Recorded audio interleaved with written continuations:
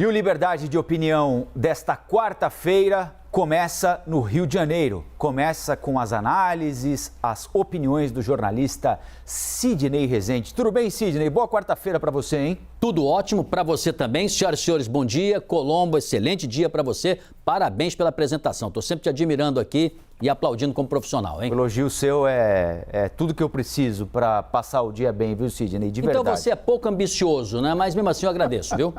Que é isso. Depois você me ajuda naquela conference call que nós faremos aqui, não é? Sim, sim. Por pedido de aumento a que a gente se referiu ontem aqui. Não, eu prefiro nesse campo você não sensível. Chega tanto, né? Não, eu prefiro nesse campo sensível que só vá lá os profissionais. Nisso eu sou bem amador, viu? Tá certo, então. Sidney, quero te dizer o seguinte, nós estamos acompanhando lá em Brasília um encontro que ocorre agora, pelo menos estava marcado para começar às 9 horas da manhã, né? Pode atrasar um pouquinho, aliás, deve atrasar um pouquinho, mas haverá a assinatura de uma declaração conjunta do novo presidente da Câmara, Arthur Lira, e do novo presidente do Senado, Rodrigo Pacheco. Eles devem alinhar ali alguns temas que pretendem trabalhar de maneira conjunta, né? Colocar as duas casas para analisar temas que eles pretendem trabalhar ao mesmo momento, ao mesmo tempo, e às 9h30 da manhã eles devem levar o documento e se apresentarem oficialmente na condição de novos presidentes da Câmara e do Senado ao presidente Jair Bolsonaro, no Palácio do Planalto. Então, as nossas equipes lá em Brasília estão acompanhando esses dois eventos importantes. Pode ser que daqui a pouquinho a gente vá a Brasília, isso fatalmente vai acabar, inclusive, servindo como subsídio para você e para o Alexandre comentarem os assuntos do dia, porque o primeiro deles trata exatamente do novo presidente da Câmara, Arthur Lira, que recuou após aquele impasse. Nós conversamos sobre isso aqui ontem, cargos na mesa diretora, que vão ser definidos a partir de daqui a pouco também, 10 da manhã. Tem muita coisa importante rolando nesta manhã lá em Brasília, hein? Os partidos de oposição ao governo Bolsonaro se julgaram prejudicados por aquela anulação de registro do bloco de apoio à Baleia Rossi e foram ao Supremo. Aí então, Arthur Lira começou uma negociação sobre os cargos mais importantes da casa, que nos bastidores ali, além de cuidar da administração da Câmara, não é, Sidney? Tem questões internas muito relevantes ali, distribuição de cargos, do orçamento, também tem como o objeto de desejo dos partidos posições em comissões. Na realidade, é como as coisas andam, é ditar como as coisas andam ou deixam de andar na Câmara dos Deputados. Vamos então ver o que o presidente Lira disse. Foi construído um acordo de todas as lideranças dos dois blocos e o que permitirá para que a Casa vote numa eleição rápida, restabelecendo alguns critérios que foram acertados na decisão de ontem e houve pacificação a princípio sobre a participação quantitativa dos dois blocos. Bom, o que é que o deputado Lira ofereceu aos partidos da oposição que estavam no bloco derrotado? 2 dos 6 cargos titulares da mesa, mais 2 suplências.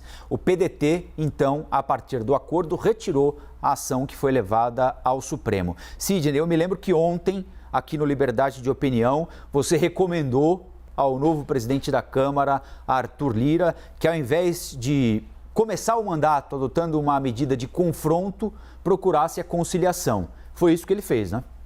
Você está sendo gentil, imagina, eu recomendar, mas de qualquer maneira o que eu estava observando ninguém começa nada dando patada na porta, ou batendo nos adversários, ou humilhando-os, ou marcando uma posição desnecessária, já que ele ganhou com folga a presidência. E o que ele fez foi isso no primeiro dia, para de certa maneira separar ali a sua vitória da derrota do antecessor, que ele tinha até batido boca, o deputado Rodrigo Maia. Fez isso no primeiro dia e no segundo o rio correu para o mar. Conversou, se entendeu, é uma decisão de ordem política, ela de fato só seria jurídica se ele não voltasse atrás. Lira, experiente como ele conversou lá com a turma do Baleia Rossi, não com o Baleia Rossi, mas com aqueles que apoiaram o Baleia Rossi e se entenderam. E ontem até a presidente do PT, ela até comentou exatamente sobre isso, dizendo que, o que eu estou dizendo aqui, que é uma decisão política, não jurídica, e se isso acabasse indo para a justiça, provavelmente a justiça diria isso, olha, isso é político e não é jurídico. Então eles se entenderam lá, fizeram a composição, oposição, melhor assim que funciona a democracia, assim que estava no regimento. Então, realmente, Arthur Lira mudou o curso, vamos dizer assim, né? Passou ali pelo lodo e está com o carro de novo aprumado para tocar a sua gestão.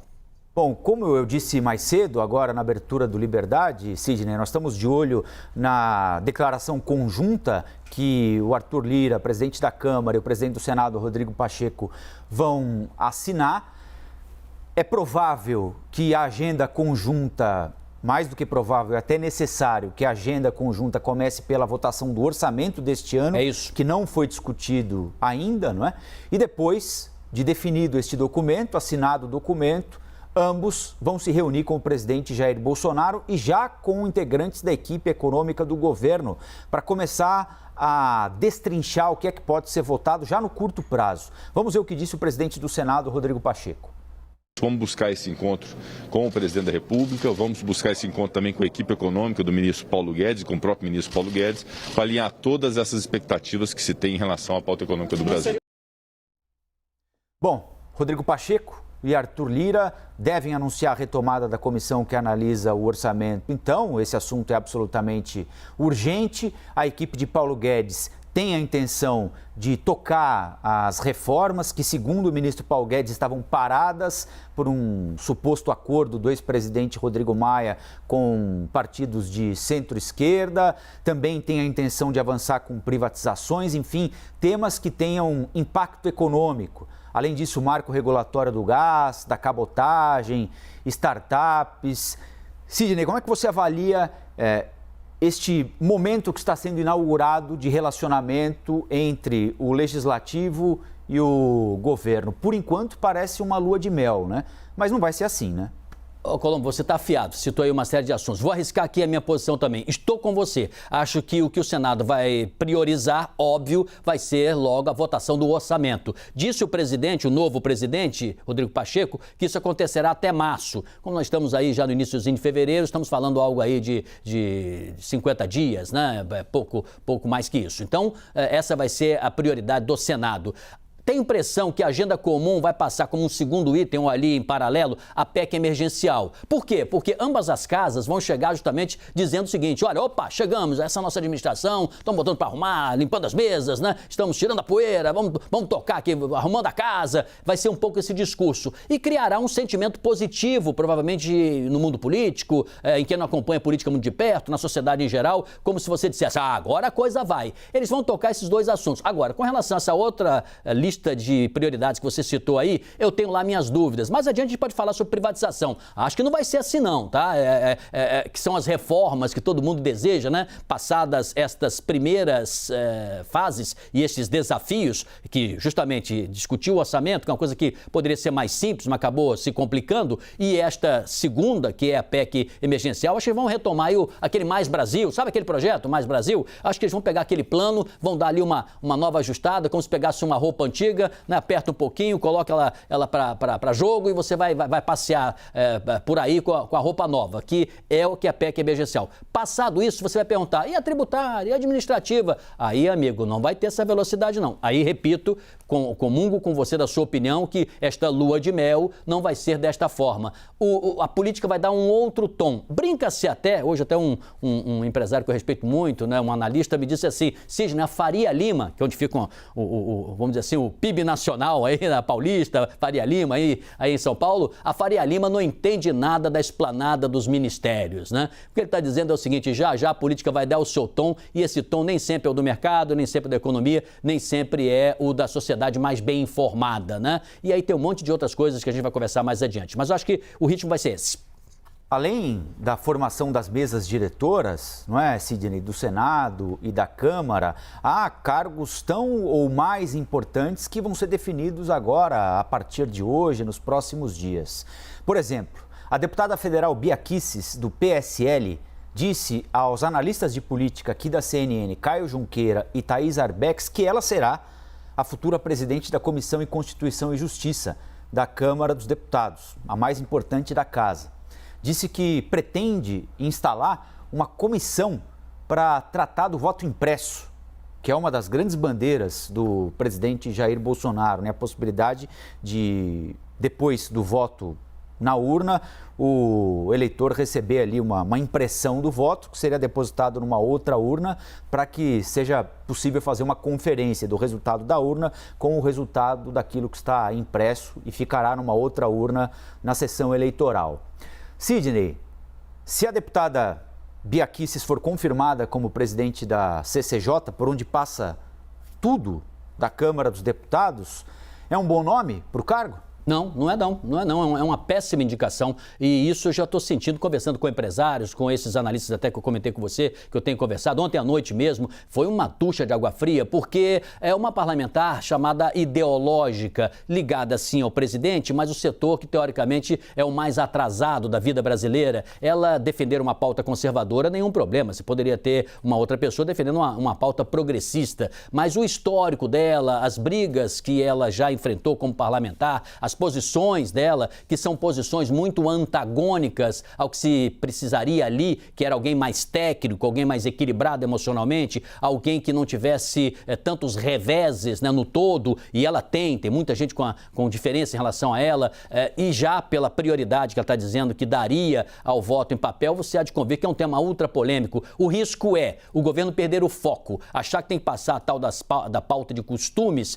e perder o foco do principal, que é aquilo que nós já estamos temendo que possa acontecer, que é justamente Senado e Câmara votarem sim a PEC emergencial, votarem sim o orçamento e deixarem para o futuro temas mais estruturantes ou reformas mais fundamentais para o Brasil, discussões mais essenciais para poder gerar emprego, aliviar um pouco os empresários, porque a nossa carga tributária é muito confusa, mais do que alta, ela é confusa, porque existem países muito desenvolvidos com a carga tributária maior do que a nossa e funcionam melhor, países menores com resultados, inclusive, econômicos e financeiros muito mais eficientes que a gente. Então, essa indicação é complicada. Só para você ter uma ideia, como é que você vai colocar na Comissão de Constituição e Justiça alguém que está engalfinhado aqui, alvo de inquérito da fake news, alguém que já deu depoimento na Polícia Federal por conta de outro inquérito, que é aquele financiamento de atos antidemocráticos, ou seja, alguém que, de alguma forma, enfrentou a Constituição atual. Eu acredito que o mau recebimento do nome dela no mercado financeiro e na área econômica seja algo preponderante. Agora, tem um outro fator,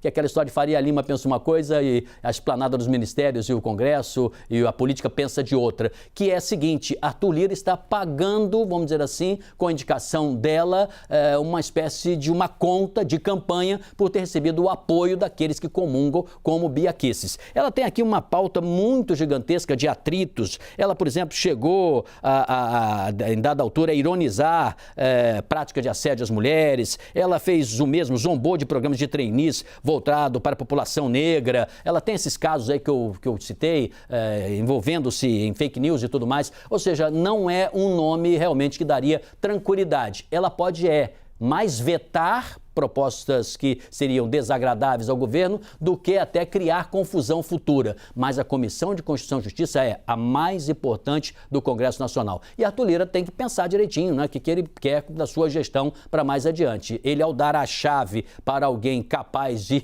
colocar ali, botar mais fogo no parquinho do que jogar o extintor de incêndio, é um complicador para ele também, tá? Não no curtíssimo prazo, mas a médio. Bom, Sidney, tem um outro assunto importante para a gente tratar aqui no Liberdade. O Ministério da Economia divulgou o total de benefícios concedidos aos funcionários de 46 empresas estatais controladas pela União. Os auxílios em algumas dessas empresas incluem, por exemplo, o pagamento de 100% do salário como adicional de férias, ajuda para a educação dos filhos dos funcionários, mais um salário mínimo por mês para cada filho menor de 18 anos, 13 cestas de alimentação por ano, 100% de benefício de assistência à saúde, inclusive para aposentados. Aí eu queria que você falasse sobre duas coisas, Sidney. A primeira delas sobre os benefícios em si e a segunda delas sobre a decisão do governo de divulgar esses benefícios. Aonde o governo quer chegar divulgando esses benefícios? Bom, a princípio, olhando assim, o governo quer, de alguma maneira, enfraquecer enfraquecer as estatais para, de alguma forma, passar uma pauta liberal, uma pauta mais privatista, e algumas delas o governo defender e já defende a privatização. Ele estaria argumentando, trazendo a opinião pública para aquela linha. Essa turma ganha dinheiro demais, que absurdo. Gente, vamos ser devagar. Eu apanhei da esquerda, né, e venho apanhando às vezes da direita, apanho dos dois lados, né, com relação àquele episódio do leite condensado, da compra de alimentos. Lembra daquilo? Diz, olha, tem que olhar essas coisas com calma, né, para a gente dar um diagnóstico mais preciso. Não pode ser assim, só a sua indignação sem ela estar lastreada em elementos concretos, né? Você lembra que eu preferia ali analisar primeiro para falar depois. Faço o mesmo em relação a isso.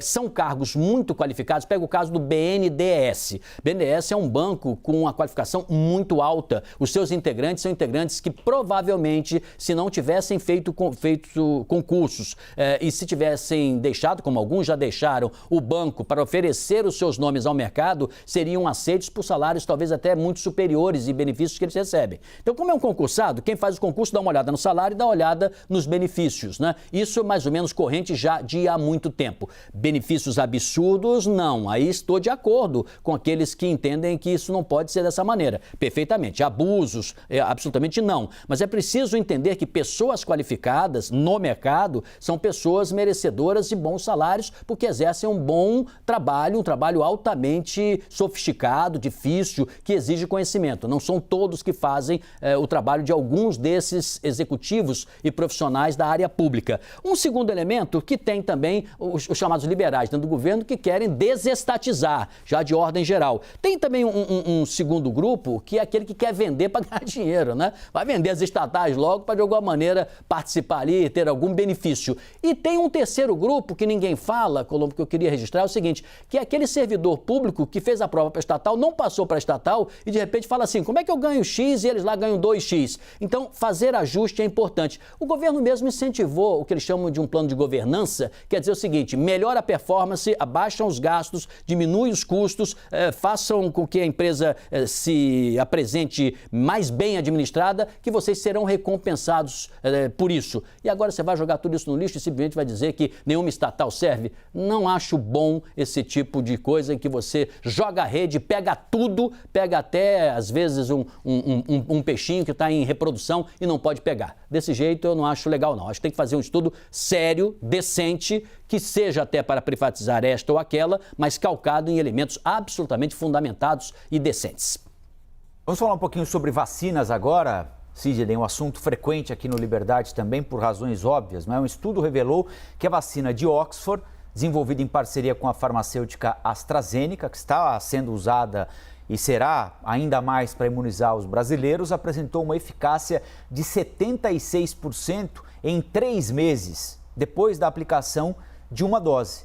Então, 76% até 3 meses, quando deve ser aplicada a segunda dose. A eficácia aumenta quando a segunda dose é administrada, claro. A vacina Sputnik da Rússia passou por uma segunda análise e os resultados apresentam uma eficácia de 91,6%. O estudo foi publicado ontem na The Lancet. Tanto a vacina de Oxford como a de Sputnik são 100% eficazes contra a forma grave da Covid-19. Esses estudos ainda precisam de revisões da comunidade científica, mas são ótimos indícios, não é, Sidney? Claro. Queria que você nos dissesse se a partir desses indícios, hoje à tarde, aliás, tem uma reunião da Anvisa com a Pfizer, se nós devemos ir atrás, por exemplo, da Sputnik V, se devemos ir atrás da vacina da Pfizer a partir dessa reunião que haverá hoje à tarde com a Anvisa, em que a Pfizer pode pedir a autorização para uso definitivo da vacina dela aqui no Brasil. Nós temos de ampliar o leque de oferta de vacinas para os brasileiros, Sidney? Claro, vou tirar onda agora, hein, Colombo? Tira onda. Para você que me assiste aqui todo dia, né, e tem me tratado com tanta consideração, dizendo, olha, às vezes não concordo 100% com você, mas te respeito e tal, eu vou fazer um apelo para você e para todos. Gente, antes de eu responder a pergunta do Colombo, primeiro, use máscara. Use máscara. Já vacinei. Use máscara, mas você não tomou ainda a segunda dose. Dá um tempinho para ter o efeito. Use máscara. Primeiro, álcool em gel. né? Faz a sua imunização pessoal, distanciamento, cuidado. Ah, mas eu pego o ônibus, eu pego o metrô, eu sei, mas procura, olha, virar o rosto para o outro lado. E quando usar máscara, tapa o nariz. Ponto 1, todo mundo tem que fazer isso. Não vai na onda de ninguém que diz que isso não é necessário, que já passou, que o pior já foi. Não é verdade. Então, ajude a sua sociedade, porque senão você vai bater na porta do hospital e lá não vai ter atendimento. Alguns estão em colapso, talvez para atender você como você merece, porque não tem estrutura. Ponto 1.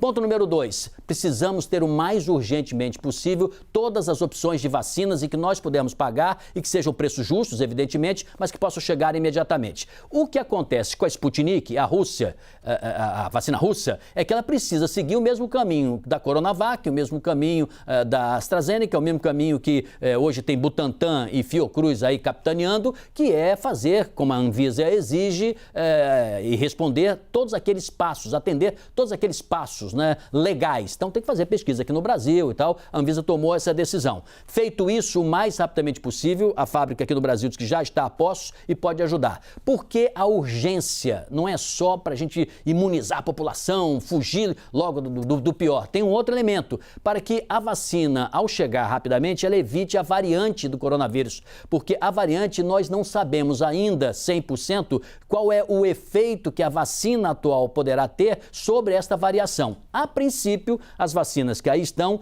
têm condições e força para impedir até 1 ou 2 ou 3 variações do atual coronavírus. Mas não sabemos se vier a 4ª, 5ª, 10ª, se a vacina será suficiente. Aí teremos um outro problema, é que você mesmo vacinado poderá ser suscetível a eventualmente ser atacado por uma variação do coronavírus. Então, nós precisamos sim, o mais rapidamente possível. E para finalizar, tomei a vacina de Oxford. Você viu agora como ela está com a imunização maior, melhor e tal? Que bom, que ótimo. Sim, que bom, que ótimo, mas tem que tomar a segunda dose. Então, dito isso, vamos ver se a gente consegue aí, sei lá, até março, termos uma nova leva de milhões de vacinas para a população. Todo mundo ansioso, todo mundo sintonizado nessa que é a boa para salvar a vida e viva a ciência. Sidney vai respirar um pouquinho, vai pular de estúdio, vai para o estúdio da rádio, às 10 da manhã no ar com a Thaís Herédia para todo o Brasil na Rede Transamérica e a gente volta a conversar amanhã aqui no Liberdade, combinado? Combinado, grande abraço. Ó, máscara, álcool em gel, vamos cuidar da saúde. Um abraço, Colombo. Valeu, Sidney, até amanhã.